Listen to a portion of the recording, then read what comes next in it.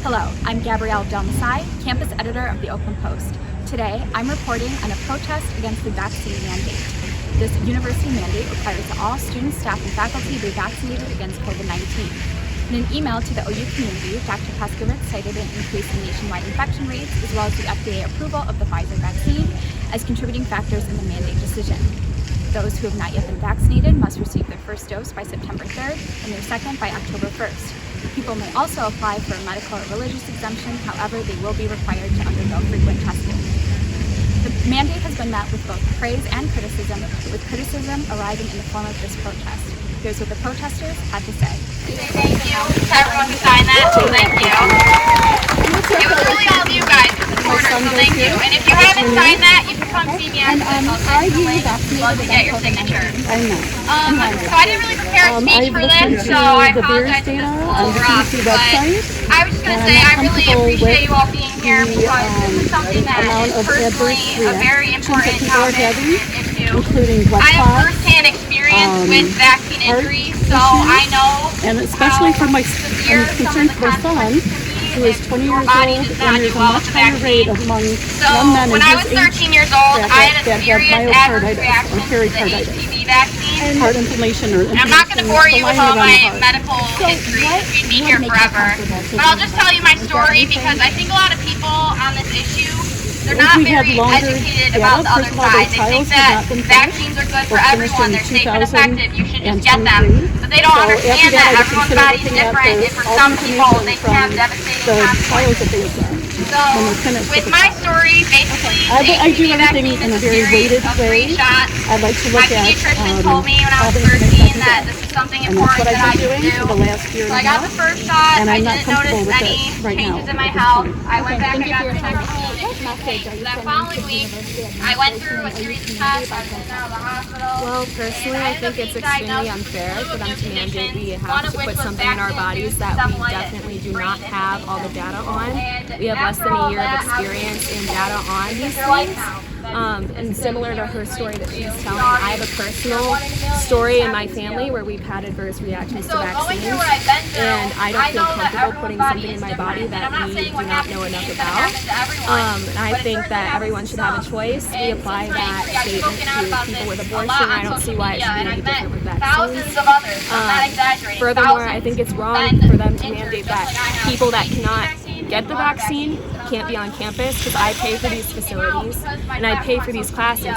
So for you to tell me I can't be here and be in person and have the same rights as other people that do have the vaccine, I think that's extremely wrong. And besides that, I feel it's very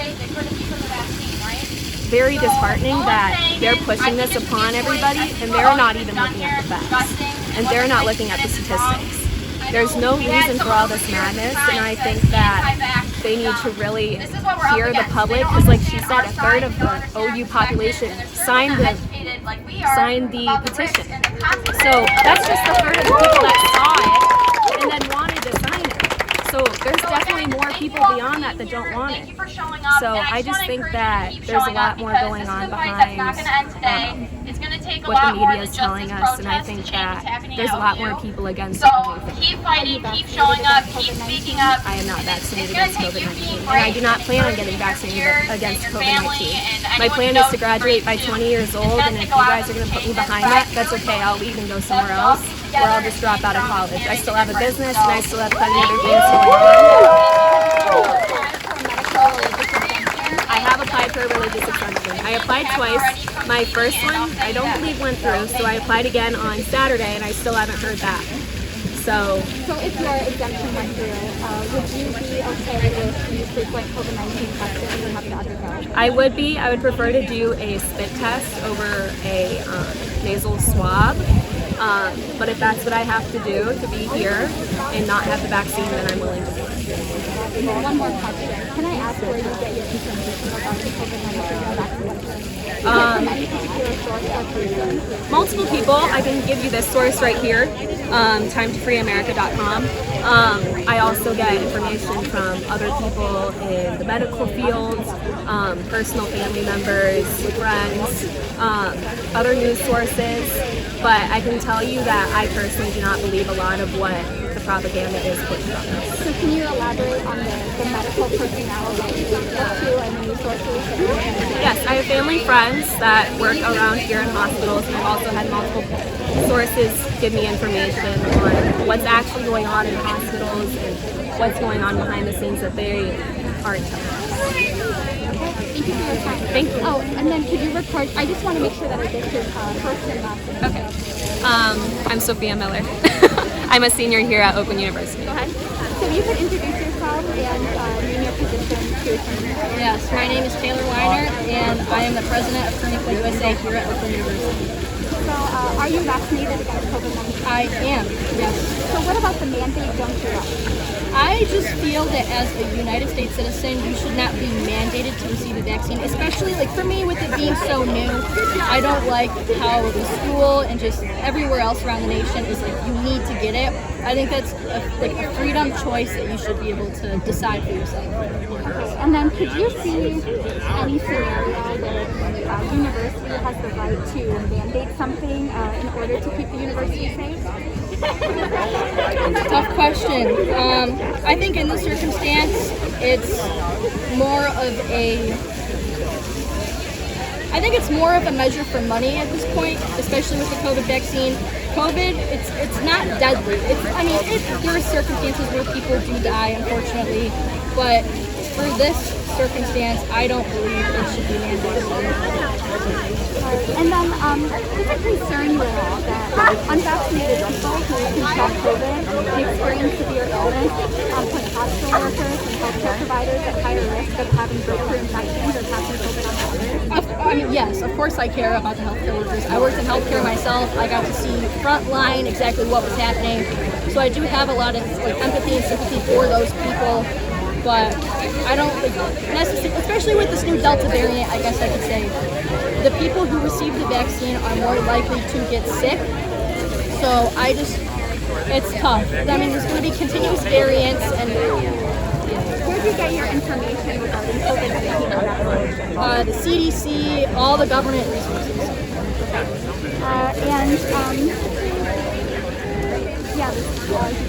Thank you for your time. Thank you. Sorry, go ahead. Go ahead now. So you could introduce yourself and give your affiliation. Okay, well, my name is John Atkinson. I'm a junior here at OU. I'm in the business school. Are you vaccinated against COVID-19? I'm not, but I got a religious exemption. Are you okay with the frequent testing that You know, as long as I'm allowed to go here, it's not the worst thing in the world, but I just think it's another obstacle that's trying to kind of coerce people a little bit. I get vaccinated. That's my opinion. So, what would you say to someone who is immunocompromised or at a higher risk of getting COVID, or to the friends and family of people in those situations who are concerned that unvaccinated people may put them at risk? Well, my grandpa died of COVID, so I definitely understand that. But you have to understand that, the clinical trials aren't done until 2023. Even though the FDA approved, FDA hasn't even approved ibuprofen at this point. There's still many years to go in the clinical trials, and you don't know all the effects that will be done by then. As well, personally, in my religion, I'm Catholic, and all three vaccines were designed or tested with aborted fetal tissue. So that's a big thing against. So what are your thoughts on Pope Francis' statement that the Catholics should get the vaccine? Right. Well, Pope Francis, there's only certain conditions where the Pope can say something and it's actually true. There's been popes that have done terrible things, but just because he says it doesn't mean it's true. It means the teaching of the church. Because the teaching of the church is that you must have conscience. guys just want to follow me, I guess? And the presumption of the church is that the abortion was done way back in the 1960s. Yet there's, in New York, there was a time when a bunch of babies were aborted just to test, for example. Thank you so much for your time. Okay. If you could say your name and your affiliation. Okay, my name is Jake Yetzke, and I'm a music student here. I'm a junior. Okay. So tell me a little bit about that binder that you're working on. So What's this petition about? it's a sign-up sheet for interest in Young Americans for Liberty. We're trying to start up a chapter here at OU. I'm actually not super knowledgeable about it right now. I just heard about it from somebody, and I'm the representative here today. So they have a chapter up at Oakland University, and their president reached out to me recently. And so we're trying to start up the chapter, trying to gather some people. Okay, so were you a part of the protest that was happening? I was, yes. You are, okay. So are you vaccinated against COVID-19? I'm not. Can I ask why? Because I have a family member, there's a family member that has been in the hospital since April, so 4 months now, because of an adverse reaction to the vaccine. He had, it attacked his spine, he had heart and all kinds of crazy stuff, but I'm unable to walk, unable to get out of bed for 4 months.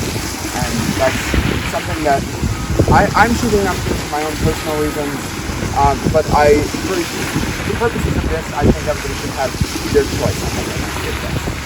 So have you applied for medical relief? I have applied for religious detention, yes, and that's another reason why I'm not going for it, is because of the stem cells from newborn fetuses that were used in the testing phases and trial phases of the creation of the vaccine.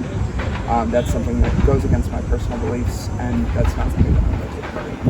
So will you be okay with undergoing treatment testing for the virus? Yeah, I mean, if it means that I can get through and get my degree, that's what I'm here for. So yeah, I'm cool with all of that. Okay, and then one more question. It requires a little bit of background info, so forgive me for the moment. Yeah, go ahead. I don't know if you're familiar with this story, but there was a U.S. Army specialist, Daniel Wilkinson, he was the recipient of the Purple Heart, and he recently passed away in Texas from gallstone resulting in gallstone pancreatitis, which is a perfectly treatable condition given the resources. And his mother, upon being interviewed, said that they tried to find an ICU bed for him in multiple states, but they couldn't. And he ended up passing away because of the shortage of ICU beds, and that shortage of ICU beds was due to increased hospitalization due to death of women. Do you feel that as a society we owe it to each other to get vaccinated to reduce the spread of COVID and the strain on health system? So I do believe that we do owe it to each other to do our best to reduce the spread, and I don't think the vaccine is the best way to do that. I think the best way to do that is monitoring ourselves and just not being stupid, because that's what a lot of people are doing. They're going out and partying and going to other events that are not safe. And yeah, sorry, I'm not scared. Well, let me ask you about this petition. A lot of people at the protest can do this to sign up petitions. To sign up to sign. Yeah, I haven't gotten to a lot of people, but yeah. And, what were some of the thoughts that they were sharing? I think it's so many people, but there's a lot of people that are really afraid for their students who are going to be kicked out of the university, essentially. Not kicked out, but kept from attending classes that they need for their degrees. Like, for example, if I haven't gotten word back from my religious exemption yet. If I don't get my religious exemption, I won't be able to get my degree. If there are classes that are only offered in person, I won't be able to go to those classes. And it's really unfortunate that the university is taking stuff like this away from us. So I've heard a lot of things from other people. And then provide your affiliation with the university. Hi, my name is Joseph Colby. I'm a senior at Oakland University. I'm senior in the Women and Gender Studies program. Okay. And are you vaccinated against COVID-19? I am. And why are you against it? I think that the mandate, I'm not against the mandate. I'm actually anti-vax equals freedom. Oh, I'm so sorry. We are so sorry. Okay, so I guess we can interview you. This is a completely different point now. Obviously you're science-based, right?